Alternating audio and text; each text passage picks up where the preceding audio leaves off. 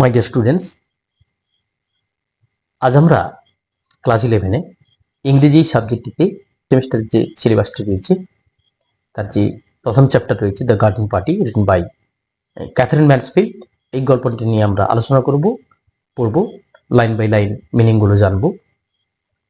তো এই গল্পে যাওয়ার আগে এই গল্পের ব্যাকগ্রাউন্ড সম্পর্কে একটু বা কিছু কথা আমাদের জানা প্রয়োজন, তাতে গল্পটি আমাদের পড়তে এবং জানতে অনেকটাই সুবিধা হবে। দেখো, গল্পটির হেডিং অর্থাৎ শিরোনামটি দেওয়া রয়েছে দ্য গার্ডেন পার্টি, অর্থাৎ উদ্যান সম্মেলন, এরকম অর্থে। অর্থাৎ a party which is going to be arranged in someone's garden, কারো একটা বাগানে একটি পার্টি অনুষ্ঠিত হতে চলেছে, সেটা নিয়েই বিষয়টি রয়েছে। এবং এখানে বলা হচ্ছে দ্য গার্ডেন পার্টি, অর্থাৎ এখানে যে গার্ডেন পার্টির কথা বলা হচ্ছে সেটা একটা নির্দিষ্ট, এবং এই গার্ডেন পার্টিটির আয়োজক হচ্ছেন শেরিডান নামক একটি ফ্যামিলি। শেরিডান ফ্যামিলির সদস্যরা এই গার্ডেন পার্টিটি অ্যারেঞ্জ করতে চলেছেন। এই শেরিডান ফ্যামিলিতে কারা কারা রয়েছেন? মিস্টার শেরিডান, মিসেস শেরিডান, তাদের 3 মেয়ে, মেগ, জোশ অ্যান্ড লরা, এবং তাদের একমাত্র পুত্র লরি। এবং এই গল্পে আরো অনেক ক্যারেক্টার আমরা পাবো, সেগুলো ক্রমে ক্রমে প্রকাশ্য। তাহলে এই হচ্ছে আমাদের মোটামুটি গল্পের ব্যাকগ্রাউন্ড। শেরিডান ফ্যামিলি একটি গার্ডেন পার্টি আয়োজন করতে চলেছেন, সেটা নিয়ে আমাদের এই স্টোরি। তাহলে চলো শুরু করা যাক the garden party written by Katherine Mansfield. And after all the weather was ideal, এবং সর্বোপরি আবহাওয়াটা ছিল কিন্তু আদর্শ। মাই ডিয়ার স্টুডেন্টস, এখানে একটা বিষয় লক্ষ্য করো, সেন্টেন্সটা শুরু হয়েছে কিন্তু অ্যান্ড দিয়ে। আমরা জানি অ্যান্ড হচ্ছে একটি কনজাংশন, যেটি আমরা একাধিক ওয়ার্ড, ফ্রেজ, ক্লজ, সেন্টেন্সকে কানেক্ট করতে আমরা ব্যবহার করি। অর্থাৎ এখানে এই অ্যান্ড ওয়ার্ডটি বুঝিয়ে দিচ্ছে যে এর আগে কিছু ঘটনা আছে। Here the word and refers to the fact that something is going on or happening. And শব্দটি আমাদেরকে বুঝিয়ে দিচ্ছে এখানে কিছু একটা ঘটনা ঘটছে, এবং সেই ঘটনার পরিপ্রেক্ষিতে পরের সেন্টেন্সটি, অর্থাৎ সেন্টেন্সের বাকি অংশটি শুরু হচ্ছে and after all the weather was ideal, এবং সর্বোপরি আবহাওয়াটা ছিল কিন্তু আদর্শ। They could not have had a more perfect day for a garden party if they had order it.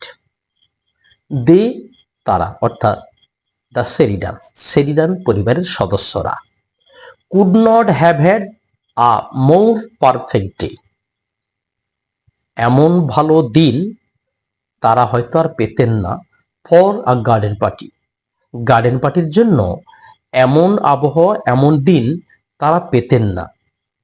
If they had order it, তারা যদি পরিকল্পনা করে থাকেন গার্ডেন পার্টি অ্যারেঞ্জ করার জন্য, এর চেয়ে ভালো দিন আর তারা পেতেন না।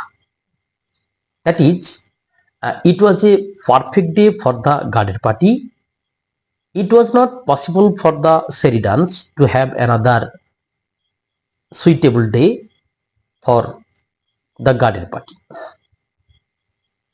অর্থাৎ শেরিডানরা চাইলে এর চেয়ে ভালো দিন, ভালো আবহাওয়া হয়তো পেতেন না। Windless, warm, the sky without a cloud. সেদিন আবহাওয়াটা, ওয়েদারটি কেমন? উইন্ডলেস, ঝড় নেই, ওয়ার্ম, হালকা উষ্ণ, the sky without a cloud, এবং মেঘ মুক্ত আকাশ। তাহলে the day was very perfect for the garden party.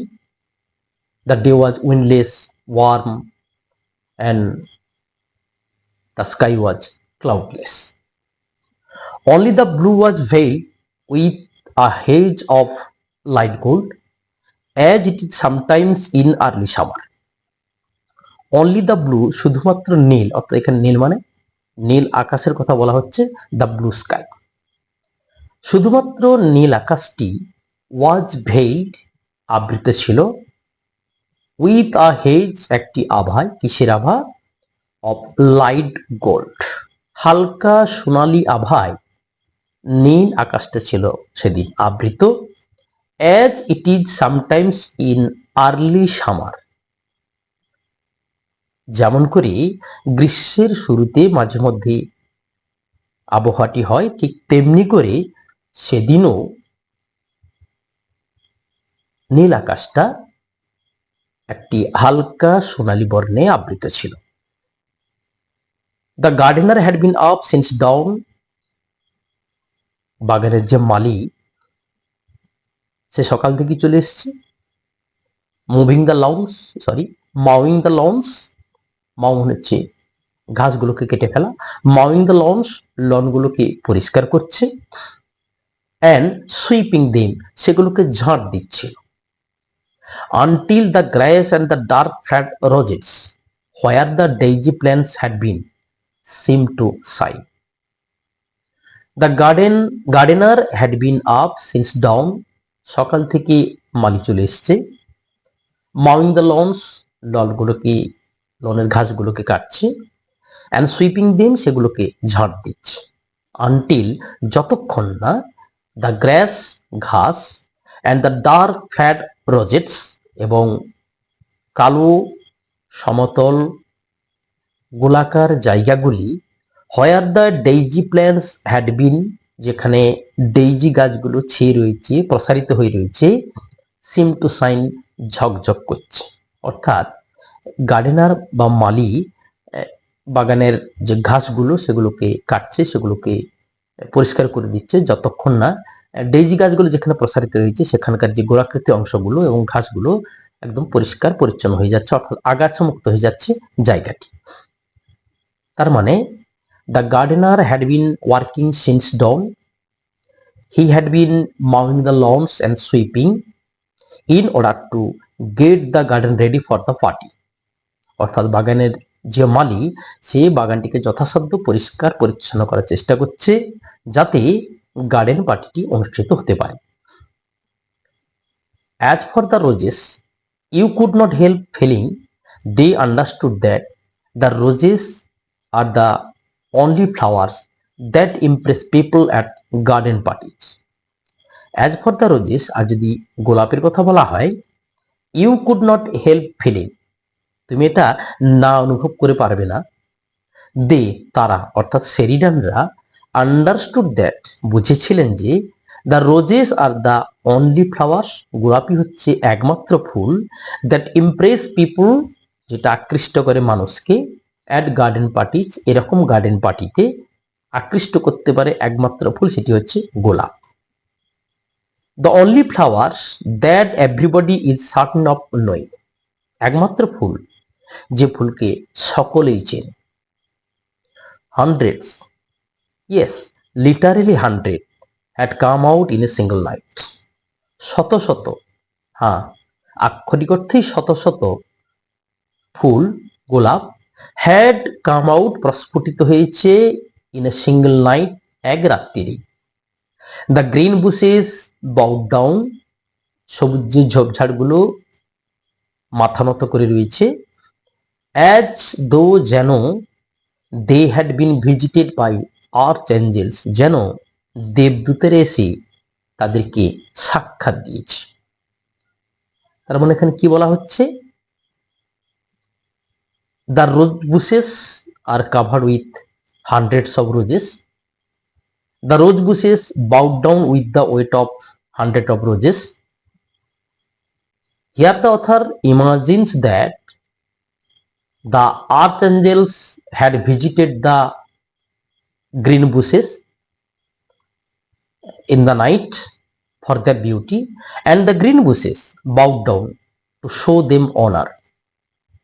অর্থাৎ এখানে লেখক যেন মনে করেছেন, ভেবেছেন যে গোলাপের যে ঝাড়গুলো, ঝোপগুলো, সেগুলো এতটাই ভরে গেছে গোলাপে যে গোলাপের ঝাড়গুলো মাথা নুয়ে ফেলেছে, এবং মনে হচ্ছে যেন স্বর্গের দেবদূতরা এসেছিল তাদের সঙ্গে দেখা করতে এবং তাদেরকে সম্মান জানানোর জন্যই গোলাপের ঝাড়গুলো মাথা নিচু করেছে।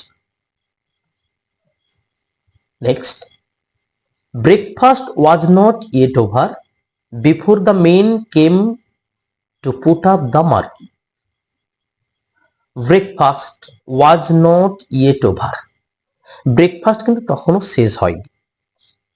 বিফোর দ্য মেন কেম, কয়েকজন লোক এলেন, to put up the marquee, তাবু বা সামিয়ানা খাটানোর জন্য।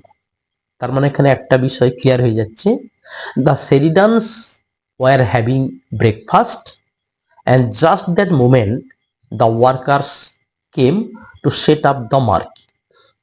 এখানে মার্কি কথার অর্থ হচ্ছে a large tent which is required for outdoor function, অর্থাৎ বাড়ির বাইরে কোনো অনুষ্ঠানের জন্য যে তাঁবু বা সামিয়ানা প্রয়োজন হয় তাকেই মার্কি বলা হচ্ছে। তাহলে সেরিডানরা তখন ব্রেকফাস্ট খাচ্ছেন, এমন সময় চারজন লোক এসে হাজির হয়েছে, চারজন শ্রমিক এসে হাজির হয়েছেন, যারা কিনা তাঁবুটিকে খাটাবে। Where do you want the marquee put mother? মা, এই তাঁবুটি কোথায় খাটানো হবে? My dear child, it's no use asking me. দেখো শোনা, এটা আমাকে জিজ্ঞেস করো না বা আমাকে জিজ্ঞেস করে লাভ নেই। I am determined to leave everything to you children this year. I am determined, আমি একদম দৃঢ় প্রতিজ্ঞ, মনস্থির করেই ফিরেছি, টু লিভ এভরিথিং, সব কিছু ছেড়ে দেবো, টু ইউ, তোমাদের উপরে, চিলড্রেন, ছেলে মেয়েরা, দিস ইয়ার, এবছর আমি সবকিছু দায় দায়িত্ব তোমাদের উপরে ছেড়ে দেবো বলে মনস্থির করেই ফিরেছি। নিশ্চয়ই বোঝা যাচ্ছে এটা মিসেস সেরিডানের উক্তি।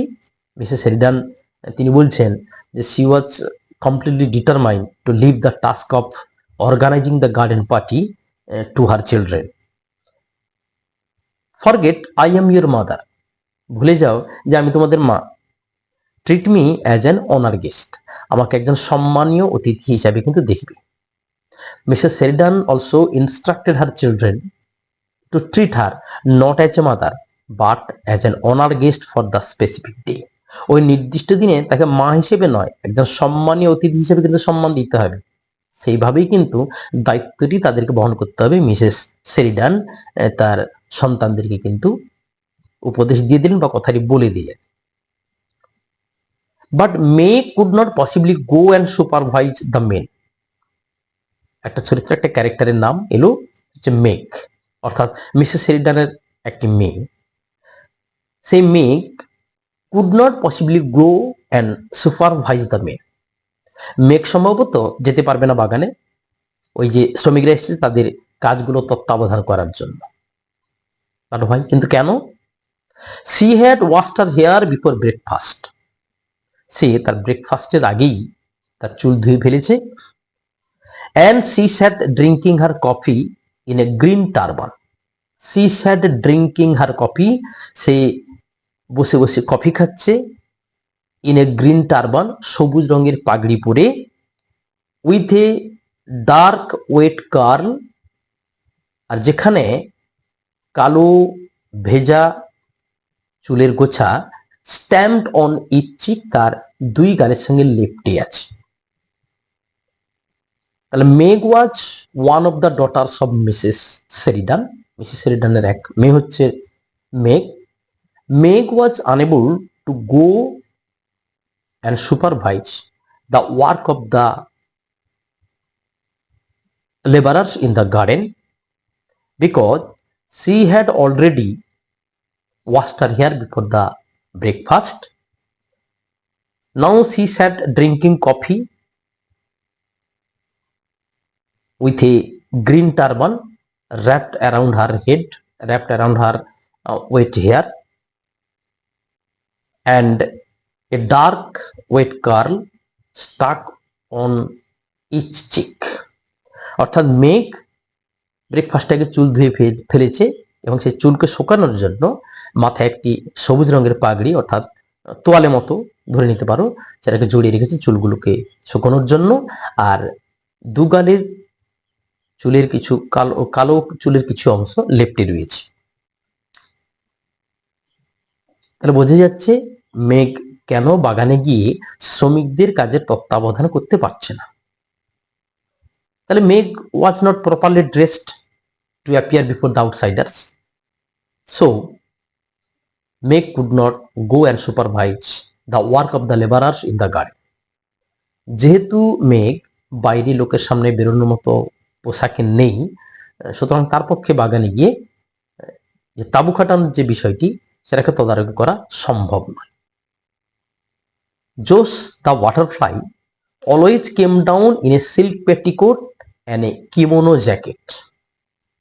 মিসেস শেরিডানের আরেক মেয়ে জোস, দ্য বাটারফ্লাই, তাকে আবার বলা হচ্ছে ঠিক প্রজাপতির মতো। অলওয়েজ কেম ডাউন, সর্বদাই নিচে নেমে আসে। ইন এ সিল্ক পেটিকোট, সিল্কের ঘাগরা পরে, অ্যান্ড এ কিমোনো জ্যাকেট, এবং একটি কিমোনো জ্যাকেট, বিশেষ ধরনের জ্যাকেট পরে সে সবসময় নিচে নেমে আসে। অর্থাৎ Jose was also not competent to take the responsibility of supervising the labourers in the garden. Jose সে সবসময় ফ্যাশনে থাকে, ফ্যাশনেবল ড্রেসে থাকে, সুতরাং তার পক্ষে এই কাজ করা সম্ভব নয়, সে উপযুক্ত নয়, এটা মিসেস শেরিডানের মনে হয়েছে। তাহলে জোস was just like a butterfly, she was always fashionably dressed, she was always dressed in a silk petticoat and a kimono jacket, so it was impossible for Jose to supervise the work of the men in the garden. You will have to go, Laura, you are the artistic one. তাহলে Laura, তোমাকেই যেতে হবে, you are the artistic one, তোমার মধ্যে একটা বেশ শিল্পী সত্তা রয়েছে, একটা শিল্পী শিল্পী ভাব রয়েছে তোমাদের মধ্যে। আরেকটি ক্যারেক্টার লরা, মিসেস শেরিডানের আরেকটি মেয়ে, তার হচ্ছে লরা। তাহলে যখন মেঘ এবং জোস কারোর পক্ষেই বাগানে গিয়ে লোকেদের কাজের তদারকি করা সম্ভব নয়, তখন Laura was assigned two go and supervise the work of the labourers in the garden. তাহলে লরাকেই বেছে নেওয়া হলো তাখানে বাগানে যাওয়ার জন্য এবং সেখানে গিয়ে লোকেদের কাজের তদারকি করার জন্য। আরো একটি কারণ রয়েছে কেন লরাকে পাঠানো হচ্ছে, you are the artistic one, তোমার মধ্যে একটা শিল্পী সত্তা রয়েছে। That is, Laura had an artistic taste, artistic flair in her, so she was chosen to go and supervise the work of the labourers in the garden. যেহেতু Jose এবং মেঘ তাদের পক্ষে যাওয়া সম্ভব নয়, আবার অপরদিকে লরার মধ্যে একটা শিল্পী সত্তা রয়েছে, সেই কারণেই লরাকে চুজ করা হলো, সিলেক্ট করা হলো বাগানে গিয়ে লোকেদের কাজগুলোকে পরিচর্যা করার জন্য, কারণ সেই একমাত্র পারে একটা আর্টিস্টিক ওয়েতে কাজগুলোকে করিয়ে নেওয়ার। Away Laura flew, still holding her piece of bread and butter. Away Laura flew, আর লরা তো শুনে যেন উড়েই গেল।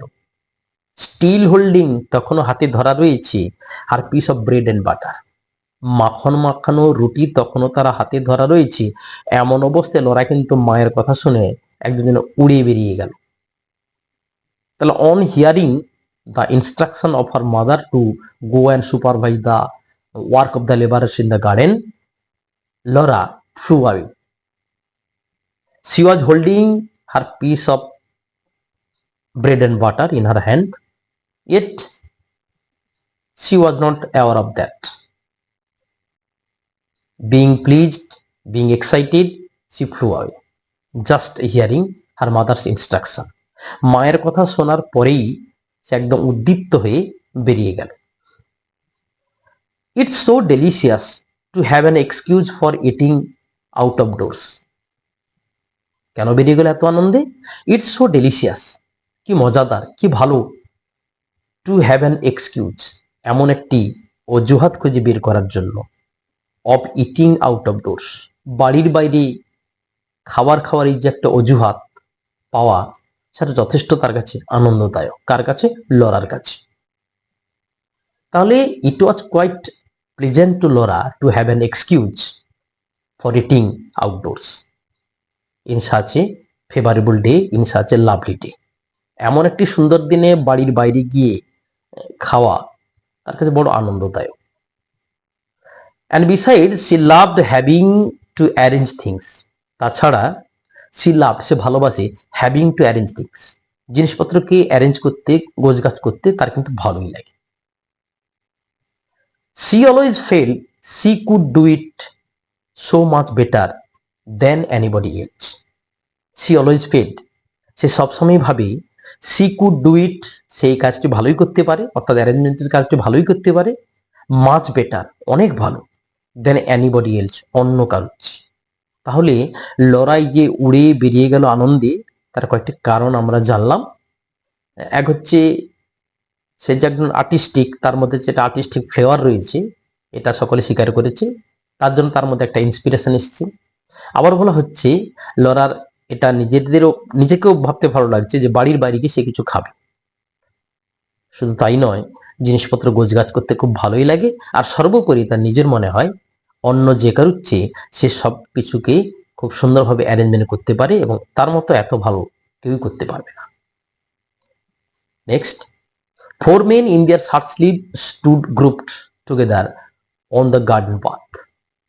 4টি লোক in their shirt sleeves, ঢিলে ঢালা পোশাক পরে, stood grouped together, একসঙ্গে দাঁড়িয়ে ছিল, on the garden path, বাগানের রাস্তায়। They carried staves covered with rolls of canvas. They carried, তারা বই নিয়ে এসেছিলেন, staves, খুঁটিগুলো, covered with rolls of canvas, ক্যানভাসের রোলে মোড়া খুঁটিগুলো তারা এনেছিলেন। and they had big tool bags slung on their backs, এবং তাদের পিঠের উপরে ছিল যন্ত্রপাতির ব্যাগগুলো। they looked impressive, যে শ্রমিকগুলোকে, লেবারগুলোকে, ওয়ার্কম্যানদের বড্ড আকর্ষণীয় লাগছিল। Laura wish now that she was not holding that piece of bread and butter. Laura wish now, Lawler এখন মনে হলো দ্যাট যে she was not holding the piece of bread and butter, এই মাখন মাখানো রুটিটা তার হাতে না থাকলেই ভালো হতো। But there is no had to put it, কিন্তু এটাকে তো কোথাও রাখাও যাবে না। And she could not possibly throw it away, আবার সেটিকে ফেলেও দেওয়া যাবে না। She blushed and tried to look severe and even a little bit short-sighted as she came up to them. She blushed. সে লজ্জায় রাঙা হয়ে উঠল, অর্থাৎ সে তো দৌড়ে বেরিয়ে এসছে ওয়ার্কম্যানদের সামনে এবং তার হাতে তখনও পর্যন্ত কিন্তু ব্রেড এন্ড বাটার ধরা রয়েছে। স্বাভাবিকভাবে লরা কিন্তু একটু লজ্জায় পড়ে গেছে। লরা ব্লাস্ট, লরা লজ্জায় রাঙা হয়ে গেল। Tried to look severe, severe হচ্ছে গম্ভীর, সে নিজেকে একটু গম্ভীর দেখানোর চেষ্টা করলো। And even a little bit short sighted, এবং একটুখানি যেন দেখেও না দেখার ভান করে এমন ভাব নিয়ে as she came up to them, সে ওয়ার্কম্যানদের সামনে অর্থাৎ কাজের লোকেদের সামনে চলে এলো। মাই ডিয়ার স্টুডেন্টস, আমি লাইন বাই লাইন আলোচনা করলাম, মিনিংগুলো তোমাদেরকে বললাম। ভিডিওটি তোমাদের কেমন লাগলো অবশ্যই কমেন্ট বক্সে কমেন্ট করে জানাবে। পরের দিন এই গল্পের পরের একটি অংশ নিয়ে তোমাদের সামনে আসবো। সুস্থ থেকো, ভালো থেকো। Thank you very much.